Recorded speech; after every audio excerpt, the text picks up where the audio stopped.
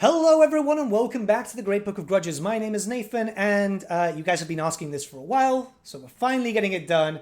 We're going to be interviewing some lovely people from Cubicle 7. Could you guys please introduce yourselves? My name's... All right, after you, Podrick.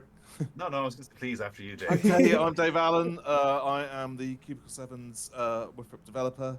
I've been working with Cubicle 7 on and off since 2018, and I've been a permanent employee for the last couple of years. And developing Warhammer Fantasy Roleplay is my job. Cool. Yeah. And my name's Podrick Murphy, and I'm the senior producer in Cubicle 7's Warhammer role-playing games. Cool. So as you guys can tell from the title, this will be focused on Warhammer Fantasy Roleplay, something you guys have been asking for a long time. We've got a bunch of questions. These have been pre-approved by Games Workshop, so we can't deviate from anything. I know you guys would like me to just question them and interrogate them as much as possible, but they've also got time. There will be, hopefully be further interviews in the future. But yeah, Warhammer Fantasy Roleplay, as we all know, has been keeping the torch of Warhammer Fantasy alive and burning well for a number of years now. You guys have been in the hobby and all this Warhammer Fantasy sphere for a long time now, haven't you? Since about 1986 for me. Wow. Yeah, a little later for me, but picked up Warhammer Fantasy Roleplay in secondary school. So I think we were, 13 or 14 years old. So awesome. Checking around, looking at little plastic models and role-playing game books ever since. It's a fun hobby, isn't it? Yeah. But yeah, so we've got a bunch of questions, and I know people are basically saying get started now in the comments. So shall we just jump right in? Sure. Yeah, definitely. Let's go. Right. So we're going to jump in directly with some stuff that I know a lot of people have been wondering in a section regarding Khuresh.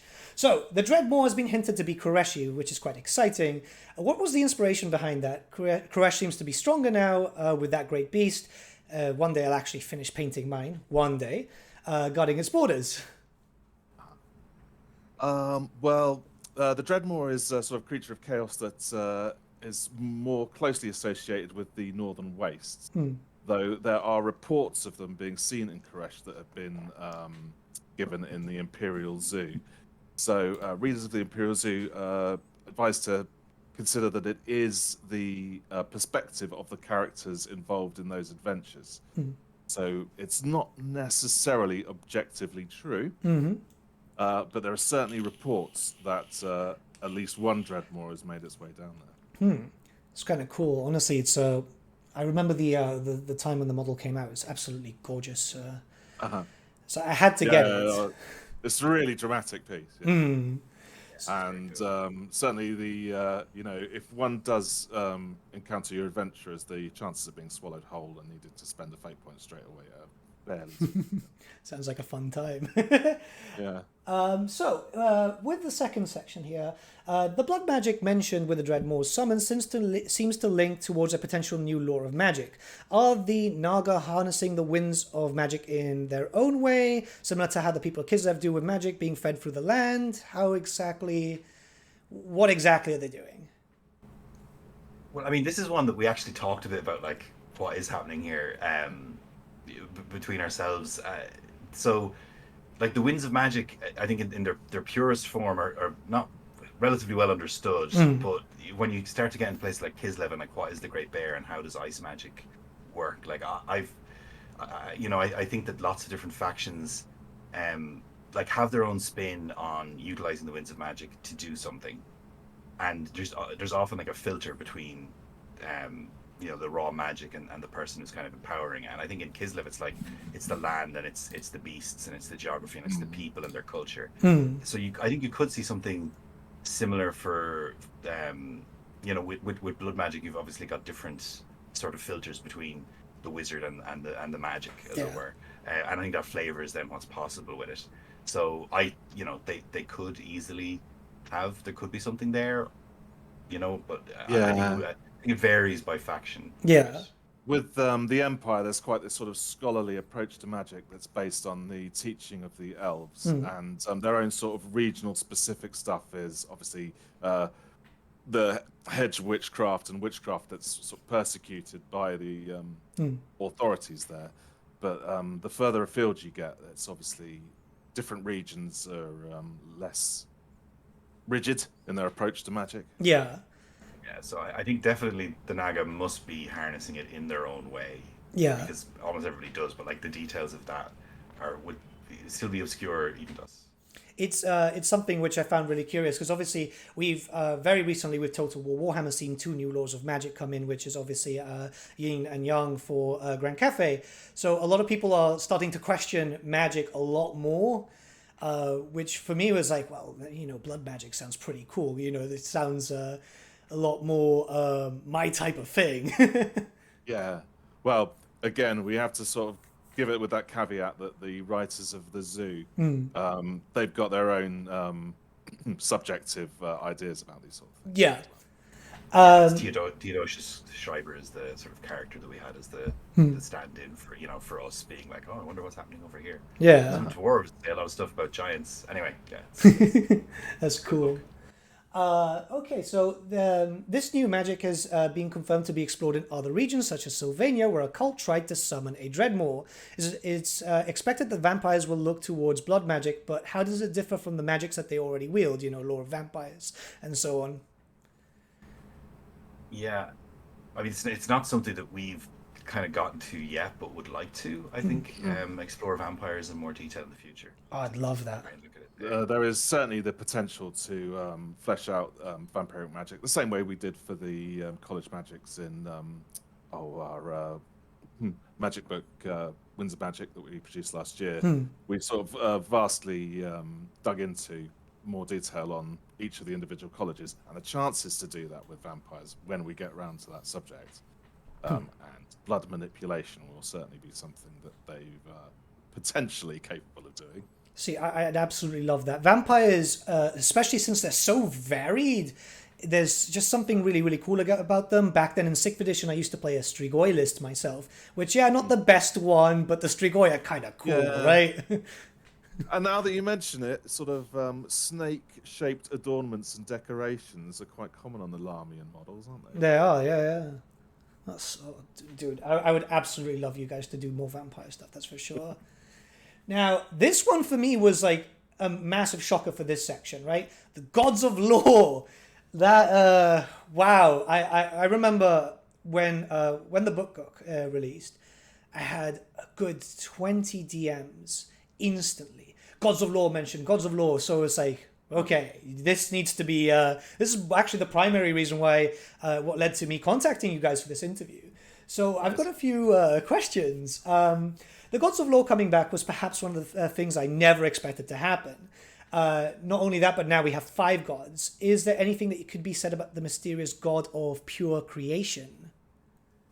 Well, beyond what's said in Archives of the Empire 3, nothing at the moment. So at the moment, though. Yeah. That's good. That's good. See, there's potential, especially like this is big for me, right? This is old Hammer, you know. So Lore and Chaos originally had opposing deities way back in early lore. 3 gods of Lore, 3 gods of Chaos. There's a 4th and 5th god of Lore now. Dora, is that pronounced correctly? But many people have been interpreting her to opposing Tzeentch. Who does the 5th oppose? Hashurt, Nikoho, Zuvasin, Malice, the Horned Rat, Nuffle? Or are there other Chaos gods that we just perhaps don't know about? Right. We have a different interpretation of this subject. Okay. So, on the subject of Old Hammer, then, Khorne was the first Chaos God mentioned in sort of around the very early 80s. Yeah. He appeared as just the name of a Chaos Warrior, was said to be like of Khorne. And then when Forces of Fantasy came out in 1984, that was the army lists for Warhammer Fantasy Battle First Edition. And the 4 main Chaos Gods were mentioned there without any corresponding Gods of Lore. So that's Khorne, Slaanesh, Nurgle, and Tzeentch. So when they came to Warhammer Fantasy Roleplay a couple of years later, I think the 3 Chaos Gods they chose were just a selection of the available Chaos Gods. And right. they're not necessarily meant to be equal and opposing forces with the law gods chosen. So the principle of law obviously stands against the principle of chaos. But if you think about it, you might say Illuminas, who stands for permanence, is the opposite of Tzeentch, who stands for change. Yeah. But you might say Shalia, who's not a law god, is for peace and health. Yeah. And would therefore be the opposite of Khorne or Nurgle, as much as any law god is.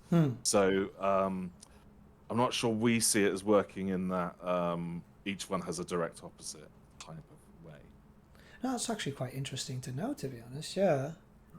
So obviously the interpretations from a fan's point of view is very, very different to obviously you guys from a more official point of view. So getting a bit more detail like that, it actually does help a lot, you know? Yeah, well, maybe I ought to sort of underline the normal sort of thing that once you've got the game in your hands, it's your game, and if that's the way you see it, have fun with that. And there's certainly enough there to support that interpretation, and the principles are opposites. Yeah, no, that's really, really cool.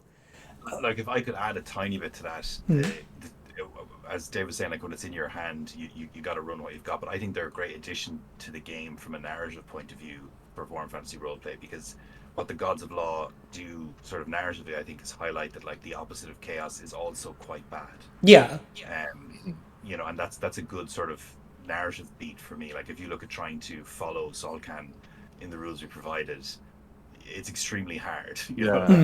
Even a single point of sin, because it's uncompromising. And like also I would say permanence, like unbounded permanence is just as bad or worse as sort of unbounded change and change without end. Like nothing moves forward, nothing changes. It's not even death. It's so I think from a narrative point of view, they're cool to have in your game and do that with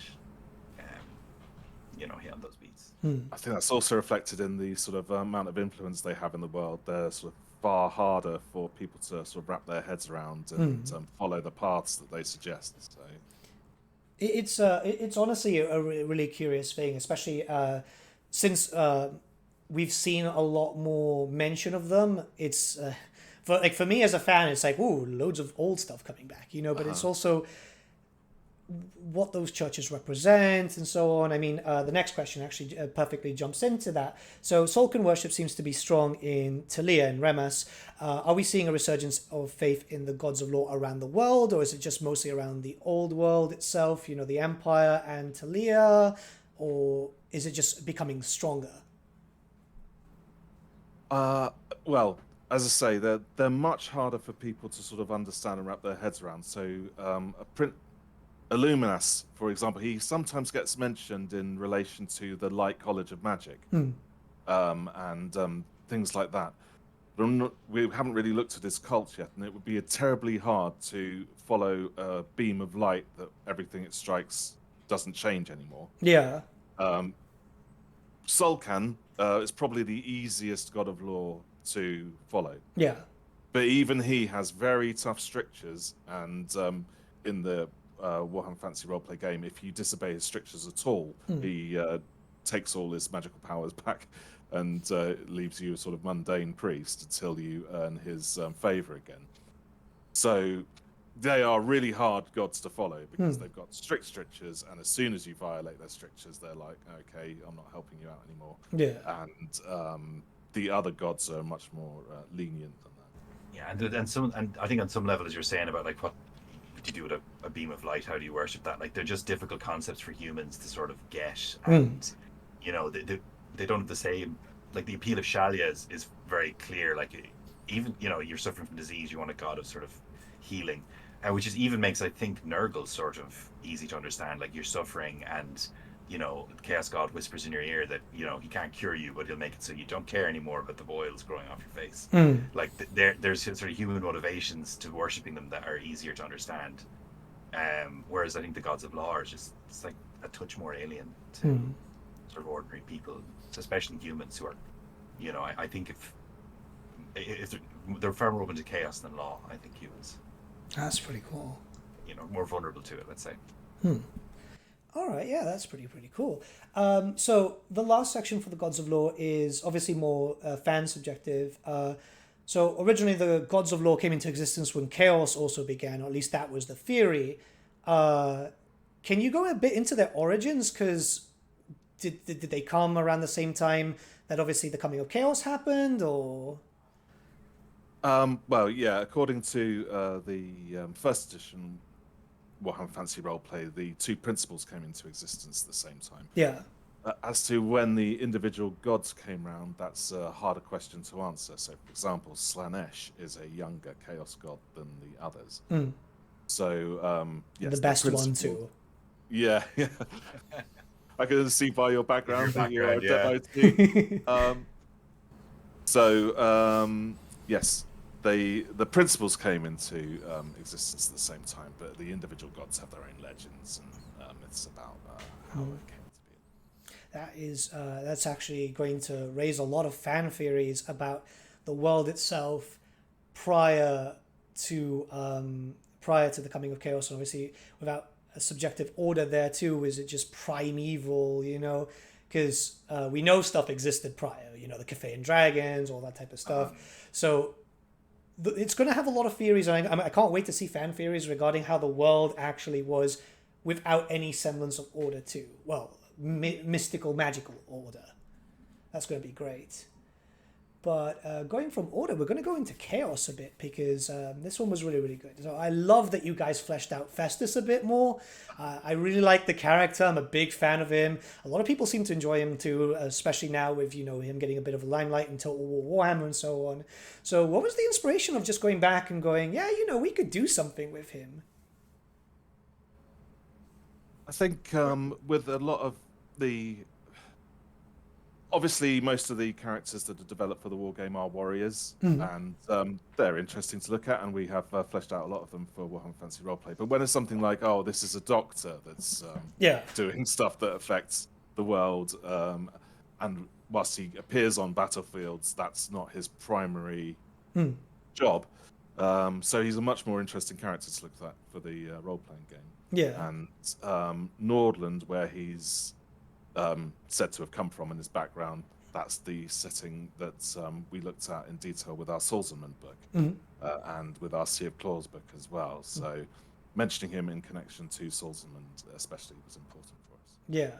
I really hope you guys do it for more Chaos characters, because I think Festus didn't actually have a lot of lore when it came to the army books and so on. I don't think he was mentioned in many novels too, which is a shame considering that he's actually pretty cool, you know.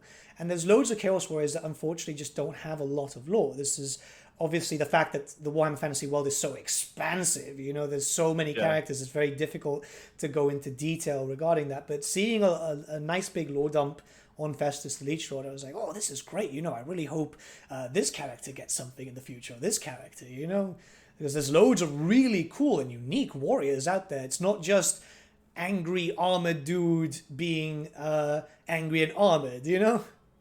Yeah. Well, I mean, feel free to send us your wish list there. You know, we'll take a look down it. Obviously, no promises, but we'd love to have a look. I mean, if you want a massive million-page document, I will. I'll try and get it down to 330,000, actually. Yeah. No, jokes aside, because there's those really cool characters. Like Akold Hellbrass is someone I've been painting up recently, you know, and he's very interesting as a ancient warrior, because he's obviously got access to the law of life and he can fly and stuff. And it's just like, these guys are super cool. They deserve to be known more, you know. Well, we looked at his backstory a bit for the Altdorf book that we did, because the Order of Knighthood, from which he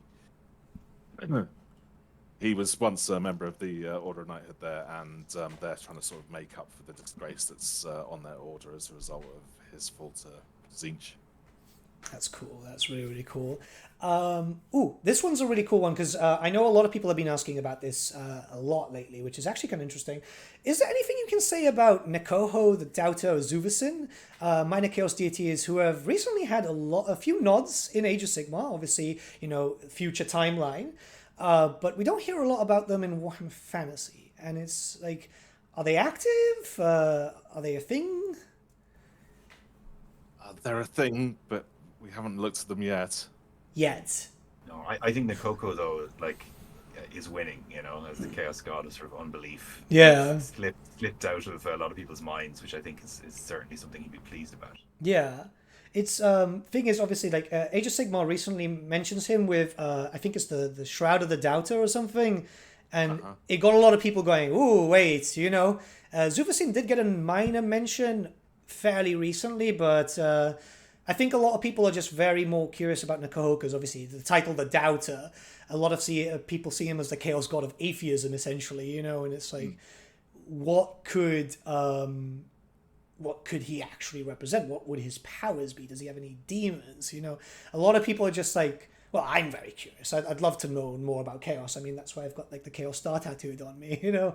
Well, he gets the largest description that was ever written about him is in a book called Something Rotten in Kislev. Yes. It was produced for Warhammer Fantasy Roleplay First Edition. So there's a fair bit about him in there. Aye, but we want more. We always want more. Warhammer Fantasy fans are hungry. We want as much attention as possible. But yeah, moving on. Sea of Claws seems to make Wulfric more ambitious than we originally knew of. Is he perhaps looking to become the High King of Norska? We know that this is a quite rare event when all the tribes are united and it doesn't last long. It's actually kind of nice to see a little bit of a Wulfric mention too, because for those of you guys watching this video, the Wulfric novel is freaking amazing and I really recommend it. Yeah, our Sea of Claws book is set in 2514 IC, which is a bit before Wulfric gets sort of cursed with his, compulsion to go and seek out champions of other species around the world. So, yes, he is ambitious in our depiction, but this is sort of like what he was up to before what later befalls him. Oh, that's great. That's actually great. Ties in really nicely with the book too, because the book itself, he's already a little bit defeated. Obviously, you know, he's basically playing errand boy for a while because he's being tricked and so on. So yeah, no, that ties in really well with his book. That's awesome. Yeah, it's just I always felt really bad for that character after I read the book because the book does so well to humanize Norskans, right? And you do feel for him. You really feel for him. Yeah. Well, a lot of them are sort of caught up in their circumstances. Yeah, exactly. This one would be a fun one. So, Queefle, anything about him? The mysterious second, quotes the Skaven god, because he's someone that... he's got mentions every now and then. The last Fanquil books obviously mentioned him and so on. He seems to be like representative of or at least the interpretation is like a Skaven devil, which if that's the bad one, I can't, that's terrifying. Well, he appeared first in Lost and the Damned. So he's an example of a demon prince who was sort of aspiring to godhood. So we'll think of him less as a Skaven god and more of a god who was a Skaven, if you know what I mean. But yeah, he's kind of, I see him as less of a counter to the Horned Rat and more of a demon prince with pretensions. So kind of like Bellicor. Were he too? Oh no, because Bellicor's the architect of the end of the world. I see Bellicor as a bit of a failure, to be honest. Oh, right. Yeah, I mean he's like a Pokemon villain, you know. I don't know. He just gets beaten a lot. Disappears into the sunset only to appear again. Exactly. Well, a demon prince could end up doing very, very important things, but Queefla would need a lot more followers and influence before he's going to compete with the Horned Rat, really. See, he's very, very cool. I did like the interpretation of the art that was back then in that book. I thought it was really, really stylized. It looks really grim, you know. And like a lot of people were curious about him because it's like we don't hear a lot of like Skaven turning into like sort of demon princes and stuff. What we do when they turn into like vermin lords. So this is something that's just like something very different to a vermin lord, you know. So yeah, I think so. I think Queefla's kind of the implication was that he was sort of doing his own thing that wasn't necessarily to do with greater Skaven society. So that's pretty cool. Honestly, that is very, very cool. Yeah, no, honestly, that's really, really, really cool. It's just nice to have a little bit of context on him. this one's going to be quite cool too. Monomim, the Famir character was fleshed out really well. She shows some kind of more depth to the Famir by working on research. Obviously, her grand plan to expand the swamps to cover the Empire. What inspired you to write a character on a race which really doesn't get a lot of time in the spotlight? It was because we were going to work with Robin Lowe, who used to write for a very polished fanzine for Warhammer Fantasy Roleplay called Warpstone. Yeah. Their 25th issue was devoted to Famir, and he wrote the vast majority of the content for that issue. That's cool. So we just thought it'd be nice to give him the opportunity to add a Famir character to Winds of Magic, and sort of felt it was time to revisit the matriarchs or Miargs and depict one in the latest edition. That's honestly epic. That is so cool to know, because she was really, really cool. And we really like sort of a soft spot for her almost. Yes. Hate to say that any of the Famir are sympathetic, but she's about as sympathetic as they can get. Yeah. It's just a lot of people love the Famir. There's been a massive boost in the fan base of the Famirs ever since they came back to, because as far as we had known, they were just gone, right? And they've been getting mentions by yourselves. Obviously, Total War brought them in, and a lot of people were like, oh, what are these things? They look cool, you know? Because it's been a while. Obviously, we did have them back in 8th edition through Storm of Magic, because there were a few Forge World minis. I'll get one day to painting them too. But it's really, really cool to see these creatures getting some attention, because there's a lot of races that don't really get time in the spotlight a lot, you know?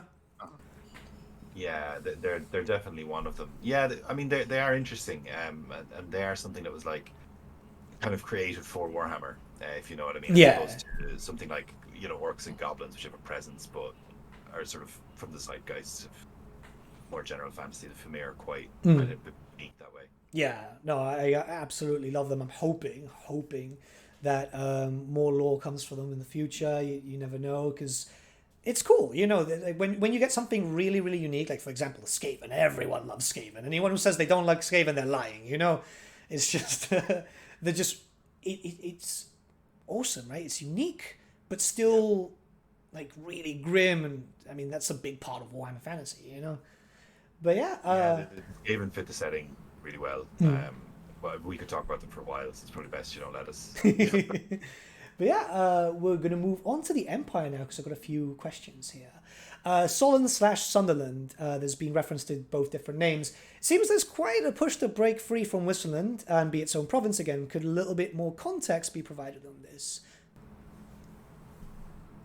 Yeah, so I mean, I can start on this one, David. You can fill it in where right, go for it. But like the broad strokes, big picture is that like Warhammer Fantasy Roleplay, because it had been around for such a long time, had sort of picked up slightly earlier sort of interpretations of the lore around how the Empire was constructed, and like what was a grand province, who was an elector, and exactly how the map looked, and it sort of held on to some of those ideas. And what we wanted to do with the Enemy Within, that was like started by Dom and them back before either of us, before I joined the company anyway, was to try and bring Warhammer Fantasy Roleplay's setting more in line with where political boundaries were for like 8th edition, with the end of the battle game.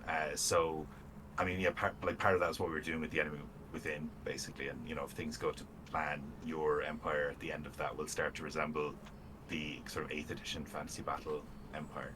Dave can fix that up. We do in terms of where we're setting our adventures. It's sort of 10 or 15 years earlier than where Warhammer finished up in universe. So Sudanland is a electoral province of its own at the start of 2512, but it's unlikely to retain its independence. So, given the timeline, you guys are going to have to make me relive Marius Lightdorf's death again, aren't you? If you can stand the trauma, like we'll send you a warning. Such a good character. It's a shame, and his model was freaking gorgeous. You know, like what a cool character. We'll send a box of tissues. All right. Ooh, this one has been on my mind for a lot. So the Sisters of Sigmar seem to still be active despite the fall of Mordheim. They are, by the law given in your books, rather distrusted by the greater empire, yet still allowed to exist. Are they actively recruiting, or are they just like a dying order and that's it? Say a bit of both. I think they sort of are still widely distrusted because the rumours that surrounded their part in the disaster at Mordheim haven't quite been quashed. But they're also still, an ongoing faction within the broader Sigmarite faith. Yeah. Even if the official cult are rather leery of them. Oh, that's cool. Yeah, I would say they're probably their fortunes like wax and wane a bit with like who the Grand Theogenes is and how they're being considered and so on. See, they're just so cool because I remember the Mordheim minis, you know, and you see them and you think that is awesome. It's very obviously similar to like the Sisters Battle of Warhammer 40k. You know, it's very strong warrior nuns, big hammers and stuff. I mean, what's not to love? You know? Well, it's cool that they're still active, honestly, because a lot of us were just thinking like maybe they're just completely gone, you know, and so it's nice to see that there's a little bit, you know, there's a little bit left.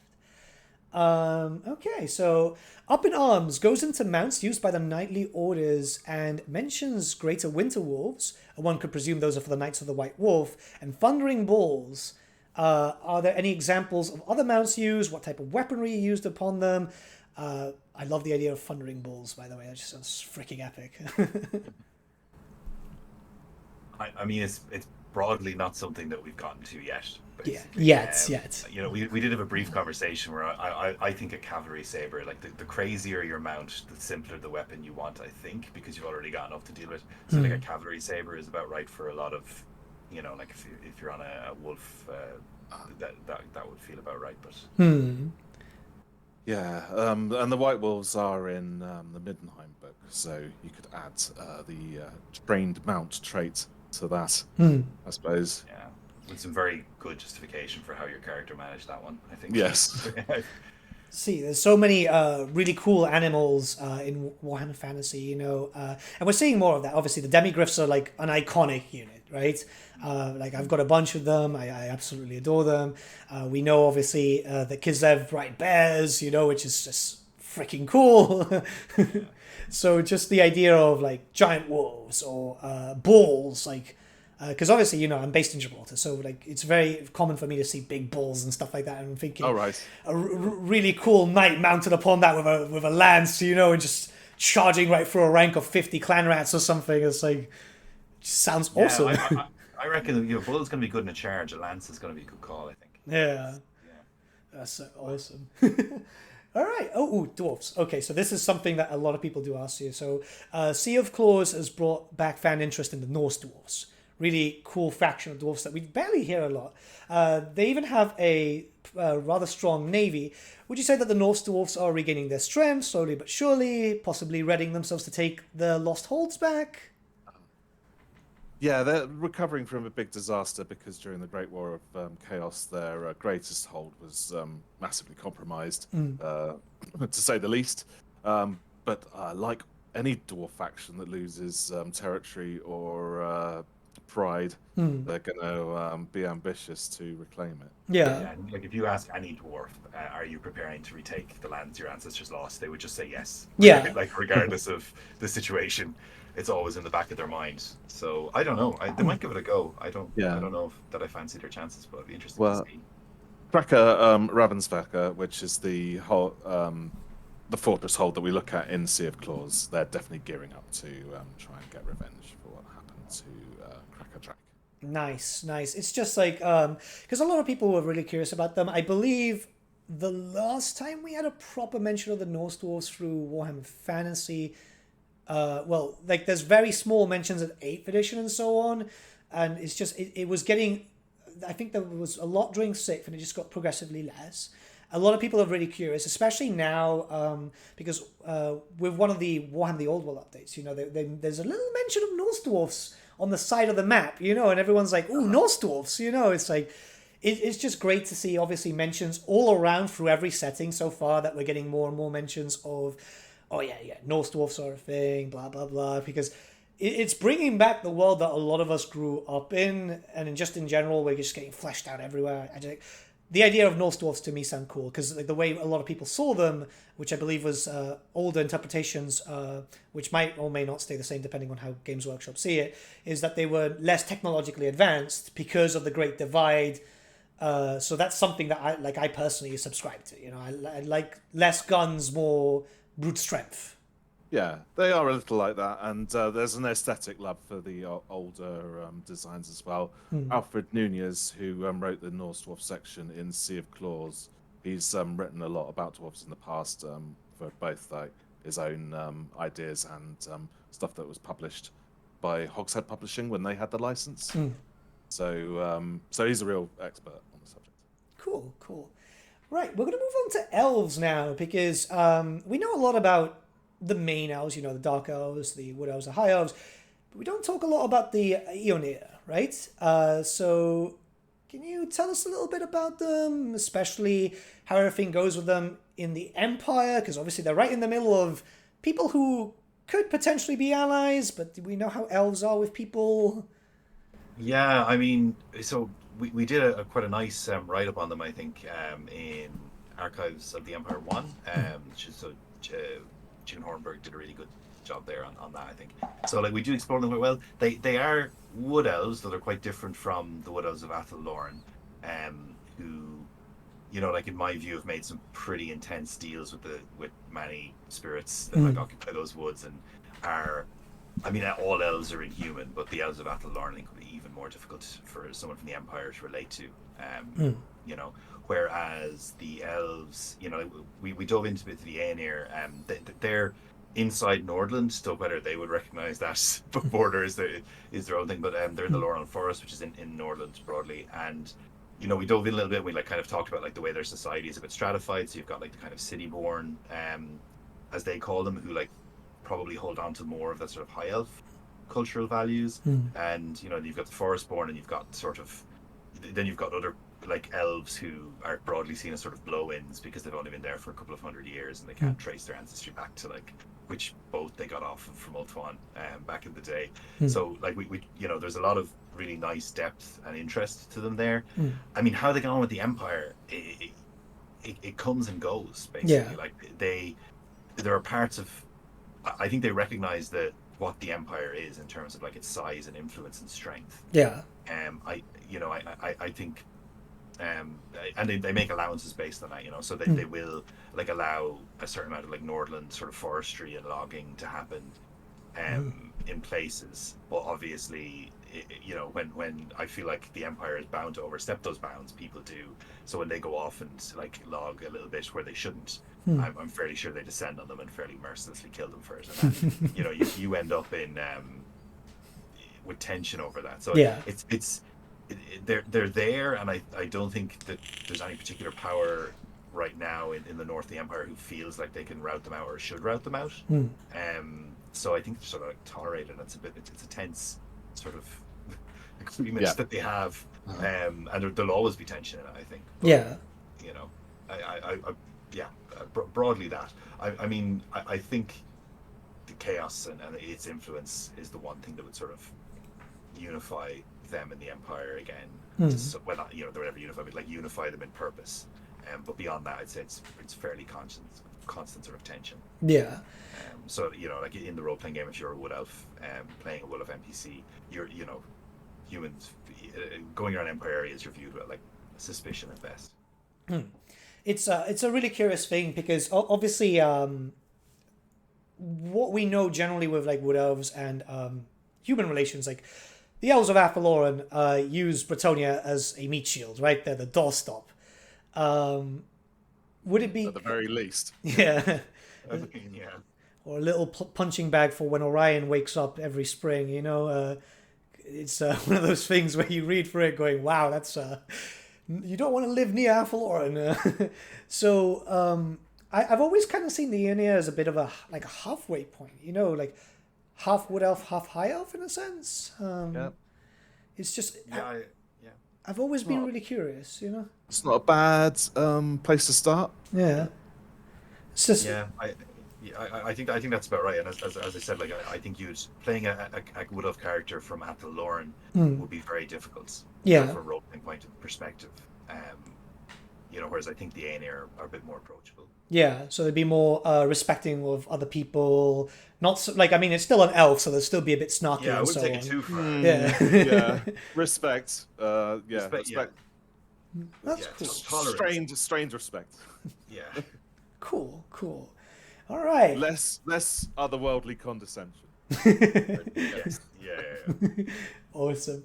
Southern Realm. So this is something that a lot of people have been really, really curious about, especially with you guys providing so much context that we've really never had before. So recent books by yourselves have put a strong emphasis in Talia and Estalia, which, we're all really happy about. It's great to see these regions fleshed out a bit more. What was the inspiration of going, let's do something with these two countries that we just really don't know too much about?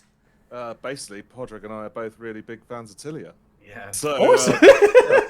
for myself, one of the first, my friend who got me into Citadel miniatures back in the 80s, one of the first kits he bought was the Nightmare Legion, which was a regiment of renown of armored skeleton halberdiers.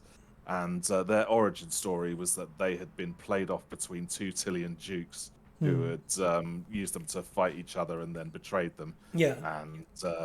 And with his dying breath, the mercenary commander said that they hadn't heard the last of him, and so he reappeared and led his army of skeletons to destroy the people who had betrayed him. Cool. And I thought that was a lovely story, and we want to revisit it again when we looked at Talia in Up in Arms. And I also had a Dogs of War army Dogs of War. 13 years later, so when they started producing them in the late 90s, got some pikemen and some Kansas besiegers and some Gallagher guns. Beautiful miniatures. I sold them later, and I regret it to this day. But no, that's awesome. You see, because you guys have done a lot. Like for example, Stalia, you got the priestess of for Namibia. Podrick, he's also got his own Talia story. Oh yeah, well, it's not as good of a story as Dave's. I've always liked the Dogs of War class. I loved we had Leonardo the Maragliano and steam tanks and so on being located to it. I just think it's cool that there's like another. I've always been interested in the non-empire human, regions and nations. So like Bretonia has gone through sort of variations over the years and how it's depicted. All it's very set now, what it is, but it's a certain aesthetic. But I always felt that Talia had its own, and it was interesting. And they live near Skaven Blight. How do they manage that? Yeah. This sort of stuff. They obviously don't have the empires, so I like that. And also my wife is from near Milan, so that sort of probably deepened my interest in Talia and looking at it even more. Yeah.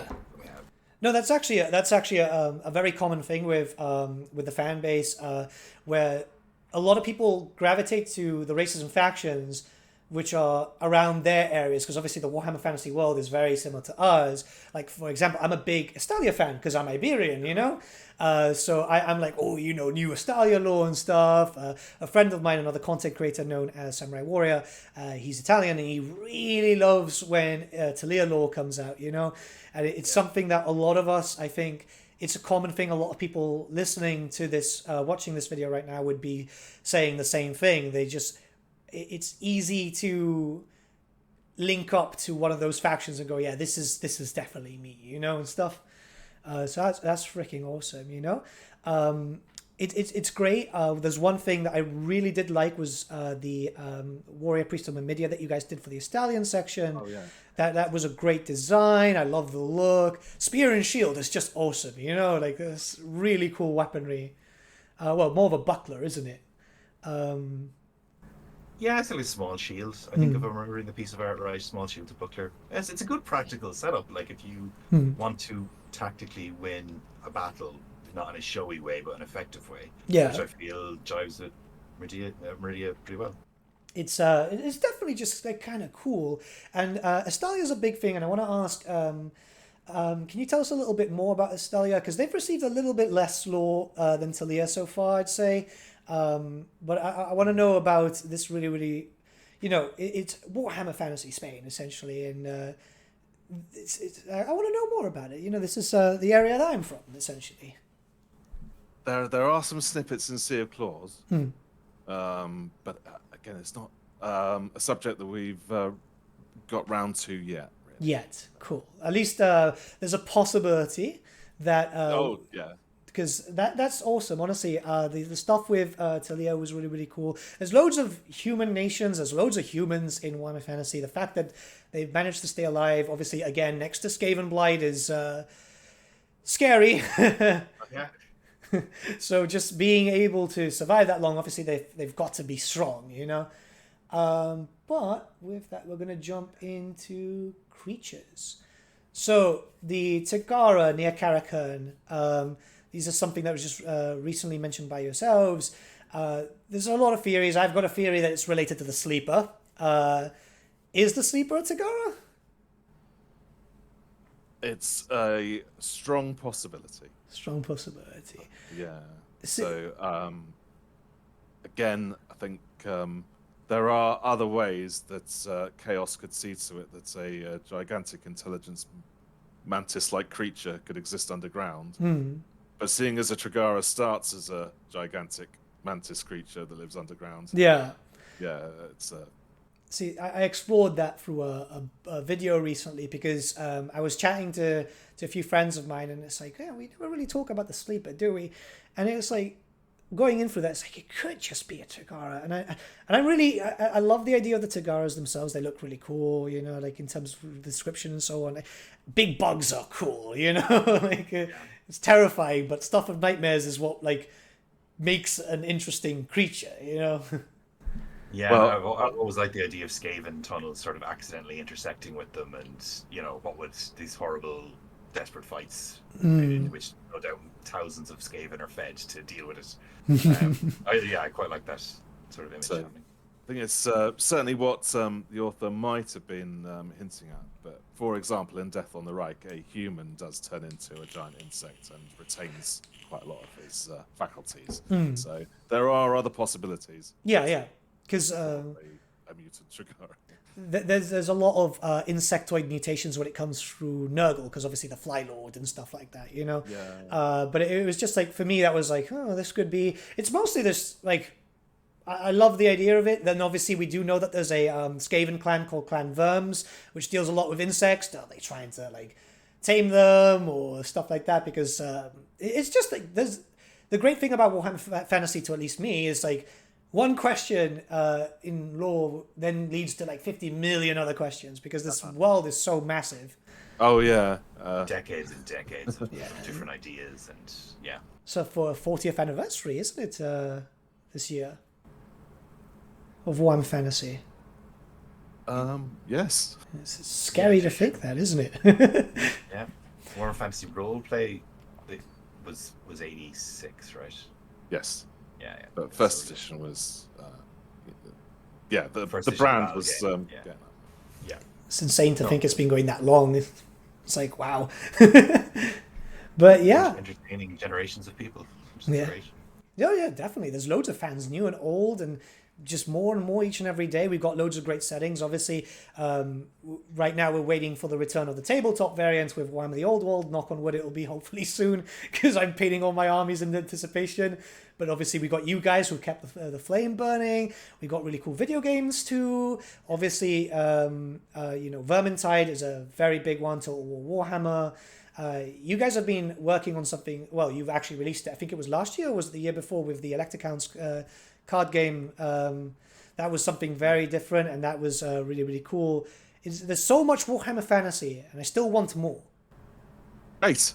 Yeah, well, it feels like we're gonna get it, so that's great. Hopefully. But yeah, this one I'm kind of curious about, because it's going back to Talia. So you mentioned great cats in Talia. Are they the same cats taken from Araby during the liberations, or is it just like there's a different type of cat?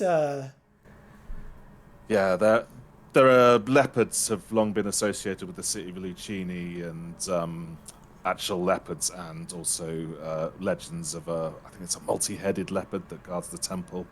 So it'd be much the same species. Yeah. Cool. Multi-headed leopard. That sounds pretty. That sounds pretty cool. See, that's awesome. It's just because obviously they're close to in the geography sense and so on. So like they can be taken over, and we know that's obviously because that's how the Knights Panther was formed and so on. So it was just like it might not be a big question to a lot of people, but for me that was just like, this is weird. I want to know. But yeah, let's jump into magic. So we're getting more and more information on the incarnate elementals. And there have been hints from multiple sources, like the Kislev bear might be one of them. Originally, it was thought that the main winds could have incarnates, not the others, but it seems the others can do this. Is this true? Is there a hypothetical incarnate of, say, vampires, dark magic, more interested about the dark magic and high magic, because that is what then separates into the color magic that we know of? Well, yeah, I mean, this one's interesting. Go ahead, Dave, sir. Yes, hypothetically, certainly. We know that there's a sort of full scholarly understanding of 3 of the incarnate elementals, which is the elemental of Shaiish, Akshi, and what's the other one? Gur. Yes, that's it. So fire and beasts, they'll probably all know that. Yeah. So they are all sort of fully reported on and understood, and the wizards of those orders know how to summon them. There's rumours of a silvery being that swims through the hills around Salzenmund, which is probably another incarnate elemental. Yeah. And suggestions that the water elemental is an incarnate of life, or an aspect of life magic. Yeah, that would make sense, yeah. Now, whether the Kislevian bear is an incarnate elemental or some sort of spirit of the land. Yeah, this is us joining you in speculation now, I think. Yeah. I think that the bear is something like this, there's so many different, goes back to those different understandings of magic and different ways of manipulating it. But like, I think the bear has to have sort of a spirit of the land element, and is a sort of like, Kislevite culture has influenced it, and it's probably influenced Kislevite culture, and the ice magic sort of follows that as well. So like, I do think that those different lores could possibly give rise to an incarnate thing of that lore in some ways. But like, there's definitely a sort of spiritual aspect to the Great Bear as well that I say, for example, I don't think the incarnate elemental of actually has, so it's interesting. They're related phenomenon, I think. Yeah. So I think you could have them for other things, but whether there's enough sort of vampire, culture and lore and maybe belief to inform that, I'm not sure. Or if they would just, start stitching corpses together and infuse them with dar and eat horrible magic until it did something brutal. That sounds amazing. Approach to it. But, would that be more of a construct motivated by magic? I guess it's very metaphysical, isn't it? It's nice to think about it. But purely joining you in speculation there. Yeah. To be clear. It's one of these things, because obviously they've existed for a while. I know, I think it was it Storm Magic that originally introduced the incarnates? No, it was the Monstrous Arcanum. Yeah. Oh, yeah. I think. That can't be seen too well. Oh, nice. It's fading into the background, but yeah, the green screen. But yeah, I was actually reading through it because I've recently picked up a another colossal squig, and I'm just like seeing another colossal squig. Oh yeah, I have a problem. Collection. I have a problem. I have a massive problem. But I feel like the green screen is like behind you is like the warehouse from Indiana Jones. Yeah. If just like endless boxes. There is a lot. There is a lot. I've been massively collecting, and the thing is that I love this setting, and it's one of these things where I wanted to collect all the armies, but then I was like, if I'm going to collect an army, it's not going to just be 2,000 points. It's going to have to be enough to switch around, because I played competitively, so you never know, an FAQ could change something up. Then you get into big armies, like, for example, the Greenskins, which Orcs and Goblins book was basically like 5 armies, so I needed 5 armies. Yeah. Do you have a favourite, though? Competitively, I played a lot of Skaven through 8th. Oh, right. Skaven were... Gatling guns. They were very disgusting, you know? Yeah. And then, like, from like a purely aesthetic point of view, or more memey than aesthetic, Savage Orcs. I know a lot of people don't like them, but I find them silly and in a good way. Like, it's just so funny.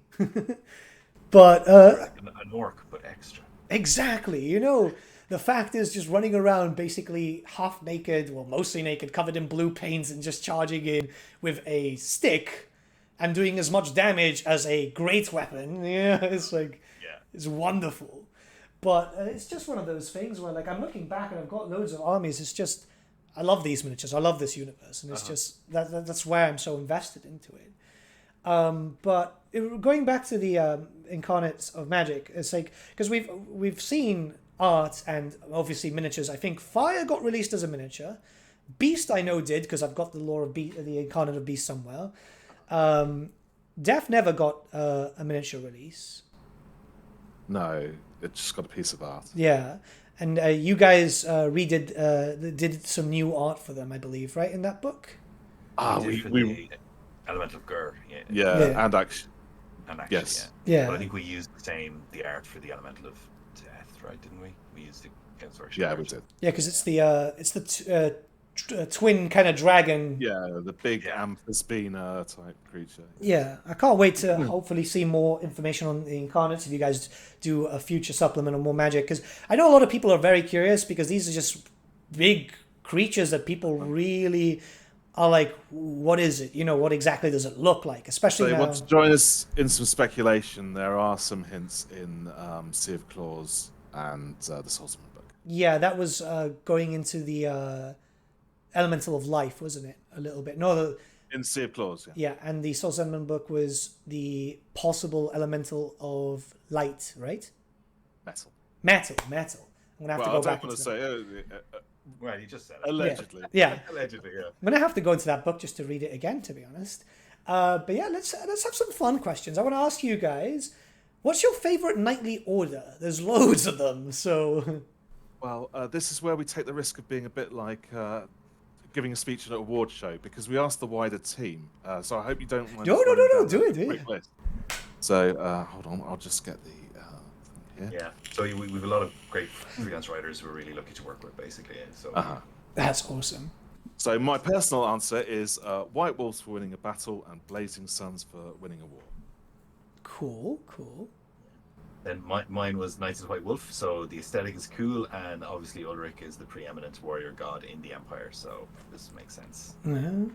So... And then Chris Colston, who is our fellow developer, as we mentioned, he's big into Avaland, so he chose the Order of the Black Bear. Nice. Owen Burke, who does some proofreading and writing for us, said the Blackguard are more because they've got awesome visuals and theme, and they're moving about in silence, no war cries, and fully prepared to blast people with pistols. Jude Hornberg, who does some writing for us, he says that his favourite knightly order is the Knights Panther because of the John Blanche cover art, Empire in Flames. Sam Poots also writes for us, and he says the Blackguard are more because who doesn't look cool in black? Steve D says any of them are muddy in orders. It's interesting to be on the side, interesting to be to the side of the main politics. Alfred Nunez said his favourite knightly order is the Raven Knights. He uses them a lot in his private campaigns, and which are focused on Sylvania. And he likes the fact that they keep an eye out for the return of the von Carsteins. Anthony Reagan says that the Knights Panther because he's always been partial to Middenheim. Robin Lowe, who wrote that Mona Mim, he says there's so many to choose from, but he'll go with the Longshanks of Tal and Raya because they fit so well with the scale Warhammer Fantasy Roleplay operates on. Nice. Clive Oldfield says the Blazing Sun. He prefers the Myrmidon martial discipline to the ideological dogma of other religious orders. Michael Duxbury says the Knights of the Everlasting Light because they're so on brand for Wolfrit's black comedy, and who wouldn't root for a story of karmic justice and attempted redemption. Michael Congreve says the Knights Panther because when he first picked up White Dwarf, they showcased a new set of the models, he had his own Knights Panther regiment in his Warhammer army. And lastly, John Feedy says, Ulrich's Order of the Knights Wolf or White Wolves, they've got a distinctive look and they can be dealt with in a simplistic way, but can be interesting when used differently. That's awesome. So varied too. That was actually really, really cool. Yeah, that's awesome.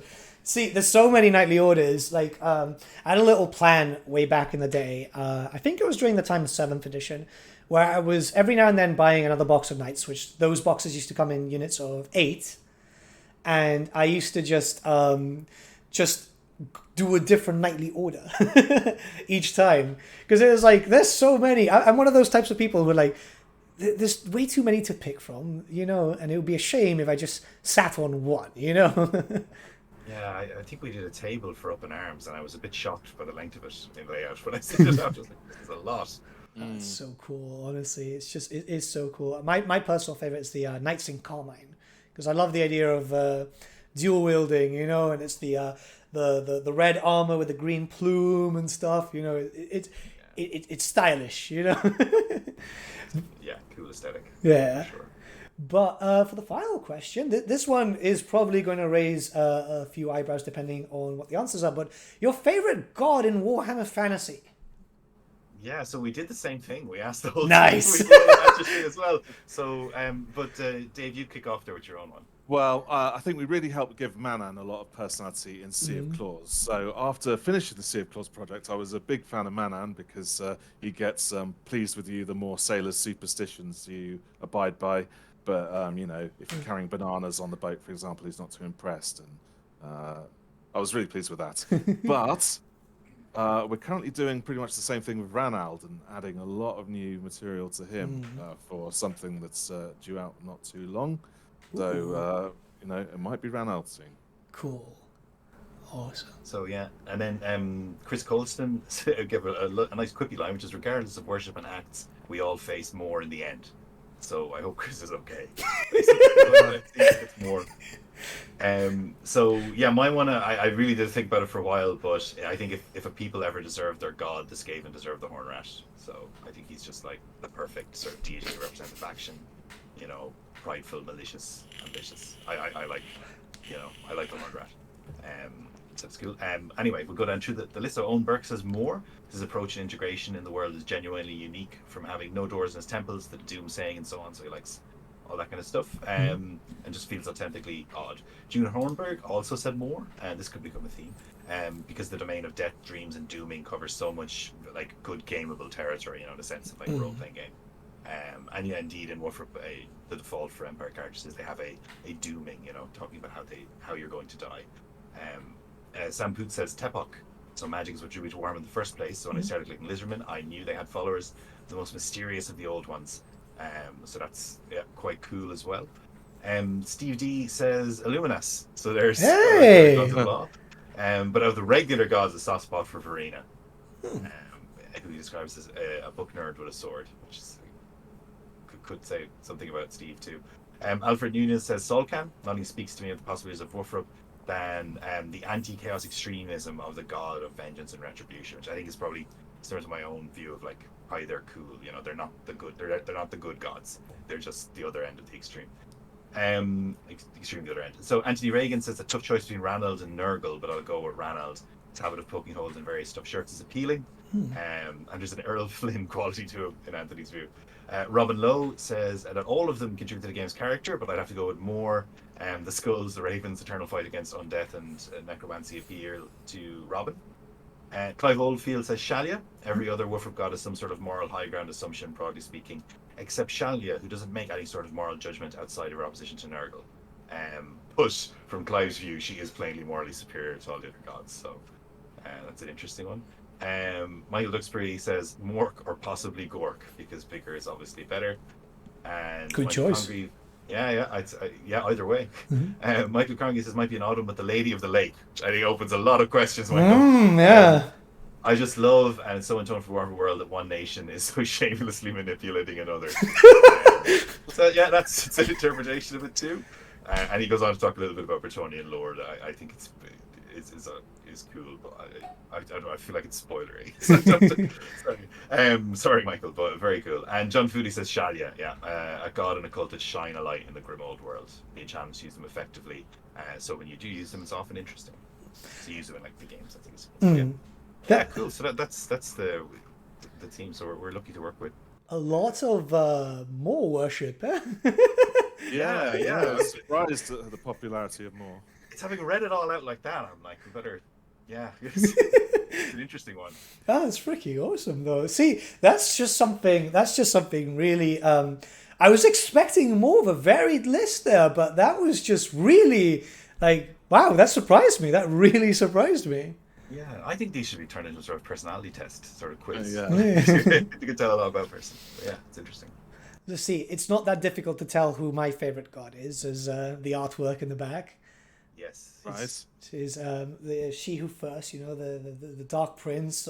So Nash for me was just really, really cool. When I decided to start playing Chaos, which I think I might have been around 12 around that time, because everyone was picking armies. I'd already played Empire. My first army was actually Empire, and then I was switching about, and from an aesthetic point of view, I really liked the Sinesh vibe. Remember the character from Storm of Chaos, Stirka, on top of the Steed of Sinesh with the really cool armor, the really awesome helmet, the long spear, the buckler.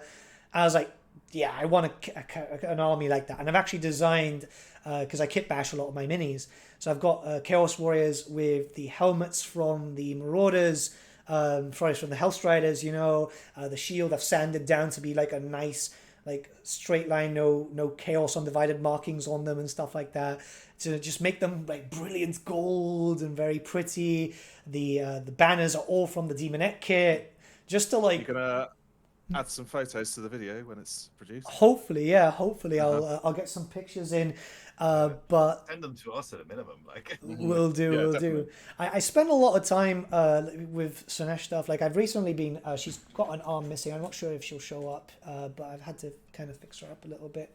I'm not sure if she'll. Yeah, there you go. The old Keeper Secrets. Oh, right. So this is my 5th Keeper Secrets from the old one. I've got a Indiana Jones warehouse. That's what I'm behind you.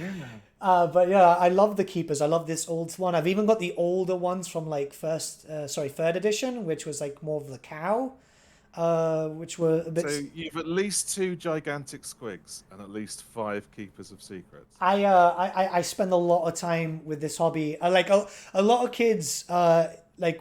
In my school days and stuff, they'd be going out and stuff like that. I was just buying Warhammer and working on Warhammer miniatures because I really, there was something about it, because I got into the hobby very early on. I was about 4 when I got into the hobby. My mum brought me into it because I was actually really ill growing up and I didn't leave the house a lot. I'm better now, obviously, but like it was like daily injections and stuff like that. So my mum wanted something to keep me busy. And that became Warhammer. It was she bought me the first pack I ever got was a pack of Space Marines, right? Like the old school yellow and blue Ultramarines, and then from there I got I like 40k, but there's something for me about swords, magic, big dragons and stuff. And when I saw the hobby shop bringing in Warhammer Fantasy stuff, which I believe would have been the kit, which was Bretonnians versus Lizardmen. I think that was when I started really getting into it, which was what, 5th? 4th? Yeah. 5th. Yeah, 5th. So from there it was just like, I need to buy all this, and then everything started coming in, and from there I kept the addiction going. It's this universe means a lot to me because of it, and this is why I'm very thankful that I'm able to like turn it into a thing for me, and I'm able to speak to you guys and people from GW2 and people from obviously Creative Assembly who are dealing with Total Warhammer. It's a bit of a dream come true. Brilliant. But yeah, it's a great world. It does evoke those kind of strong emotions from people.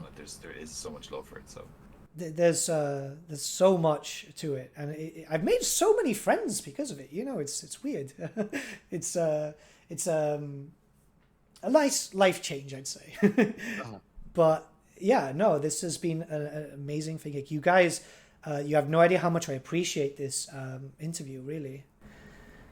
I know, it's been really good fun. Yeah, thanks for having us on, to be honest. It was great. We enjoyed it too. And lots of interesting questions from you that we enjoyed thinking about as well, I have to say. Before we do close off, is there anything that you want to plug in recently that you released or soon to be released that people can maybe pre-order or wait to pre-order? I mean, I feel like we have to do that, but also, like, you know, we there's stuff that's come out recently on the Warhammer Fantasy Roleplay stuff that I think is really interesting. So some of it's available like in PDF, which is you pre-order the book now, you'll get the PDF straight away, and then you can when the physicals arrive, you'll be top of the list to get them. So I think what's landing in print at the moment, if I'm not mistaken, is like Up in Arms, I think. Cool. Is in print recently, Dave, isn't it? Yes, and we've just got Soulsman's and Sea of Claws coming soon.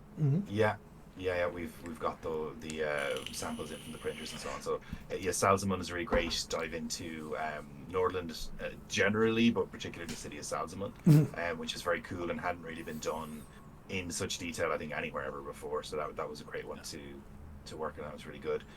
Sea of Claws is I love it because I see that book as a jumping off point.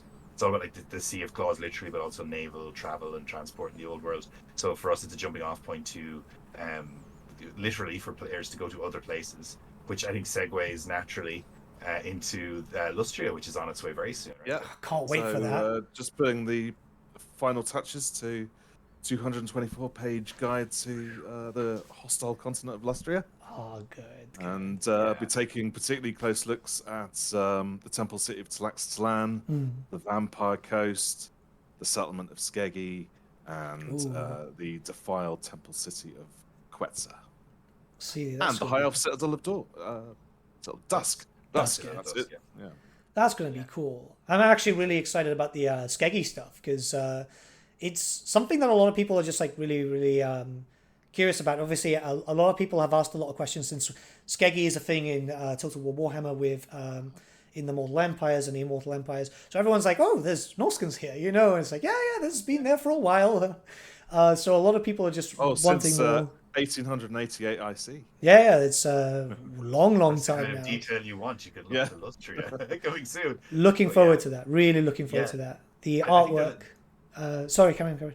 Oh no, I was going to say I think that's like the most enduring sort of human presence on Lustria has been Skeggy probably you know ever.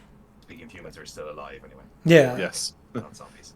Yeah, the artwork you guys showed off, because I remember I emailed you directly after I saw the Lufa Harkin artwork. That was really, really cool. And just the new look at the Saurus character, that was like, you know, he's angry boy, you know. Yeah. It's just really, really awesome. So I can't wait for that. Hopefully it won't be too long until we see it, because I know a lot of people have been waiting for a Lustria book, like a lot of people. So that's going to be great. Yeah, no, it's quite soon. Yeah. Indeed. Awesome. But yeah, we'll have to call it a day because obviously I don't want to keep you guys for all day. I mean, I wish I could. I really wish I could. But we wouldn't get any books out, which would annoy a lot of people. Exactly. But honestly, this was absolutely amazing, guys. Thank you so much. Cheers, Nathan. You guys, thanks for having us on. To everyone watching, remember, like, seriously, check out Warhammer Fantasy Roleplay. They have a lot of books, lots of really good input in lore and stuff, that context that we kind of needed for a long time now for, like, for example, Festus. So you guys will want to check that out. Obviously, Cubicle 7 do a lot of other Warhammer stuff. They do Soulbound for Age of Sigmar, Wrath and Glory for Warhammer 40k. You've got a new Warhammer 40k book coming out now. Yeah, Imperium Maledictum. It's a D100 sort of Warhammer 40k book with a much sort of grim and treacherous is my little 3 words for it. Set in the Macarian sector. So it's there's a crossover in your fan base, I'm sure, because we all cross over too. But it's a really deep dive into the Macarian sector from like a lore point of view, which is part of the worlds conquered by Macarius during the Macarian Crusade. So there's like a nice big lore chunk on that. When the system itself is very much inspired by Warhammer Fantasy Roleplay, it's fairly lethal. It's D100, do damage, roll on the critical wounds chart. Do you still have all your fingers? Roll a D10 to find out how many you lost. It's that sort of game, and I'm really excited about it. Yeah, playtesters say maybe it's too lethal, which I feel might be right. We're going to see.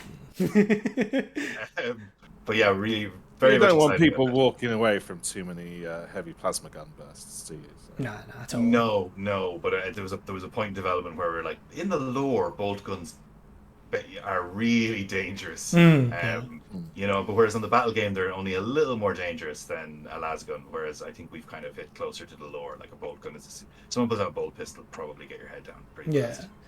We've actually had a really good interpretation of bolt guns in the game Darktide recently, and it's so satisfying to use. It's absolutely wonderful. It's a good one. I'm trying to make plasma guns work for me, but I struggled. I don't think I have the knack of them yet in Darktide. Amazing, honestly, just seeing it just gone down a whole corridor of enemies is it's fantastic. But yeah, guys, thank you so much once again. I'm not too sure exactly when this video is going to come out, because I just want to do a little bit of edits here and there, just to make sure that everything's like working, and obviously just general stuff. But honestly, this is great. Hopefully in the future it can happen again. And yeah, with all that being said, guys, thank you so much for watching, and I'll see you all again very, very soon. Have a good day.